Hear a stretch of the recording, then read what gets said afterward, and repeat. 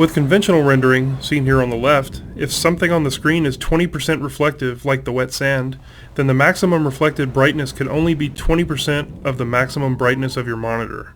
HDR's more accurate simulation of light ensures that the sun's reflection on this wet sand appears as it would in the real world, which could potentially use 100% of the maximum monitor brightness.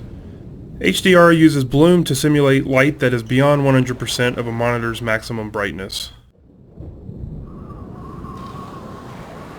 With conventional rendering, seen here on the left, if something on the screen is 20% reflective, like the wet sand, then the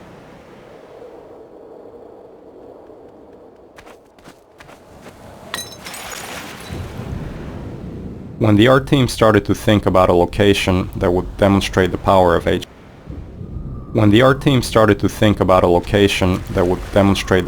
HDR, a beach was one of the first choices we made. The visual relationship between the sky, the water, and the rocks is something we could not achieve without HDR. In order for high dynamic range to correctly simulate the light's interaction with the surfaces around you, like these wet rocks, we needed more precise information about the surfaces than we've had in the past. And now going forward, we're modeling textures in 3D packages to ensure that the physical information encoded in the texture allows HDR to correctly bounce light off the surface. The process of building characters in Half-Life 2 taught us many things. By the end, we believed we'd figured out a more effective process for designing and constructing characters. This fisherman is the first character we built using that process. Design-wise, the fisherman was focused on showcasing HDR and the way light falls on human skin. The highlights on his forehead and nose are good examples of specularity on human skin. You can see how the wrinkles on his cheeks and around his eyes are an example of how we can use normal maps to add depth. Production-wise, the fisherman was built using a similar process to the rocks you saw on the beach. We model the 3D character at a very high detail, then extract much of the physical information and store it in the textures. Hey! You there? Wait a minute now, aren't you? You are. You're that scientist chap, Friedman, Fishman, am I right? You must be here to take on the Combine. Not sure what one man can do, but no other reason to visit St. Olga at a time like this. I'll take you to where they made their base, or as far as I can, at any rate.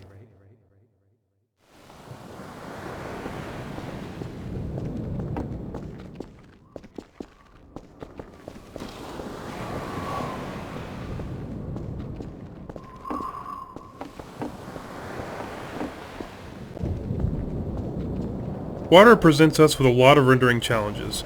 In fact, we have to render the scene 3 times. Once for the refraction of what's under the water, once for the reflection of everything above the water, and once from the player's view.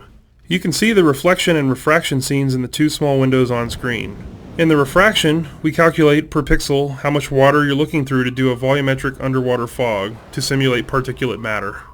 For our full HDR solution, we had to go through the entire engine and modify every bit of code that calculated light and color. For example, these water reflection and refraction renderings had to be improved to support the full range of contrast values. Here, now, let me just unlock this gate for you. Got the key right here. There we go. Get along now, laddie. Destroy that gun and no dawdling.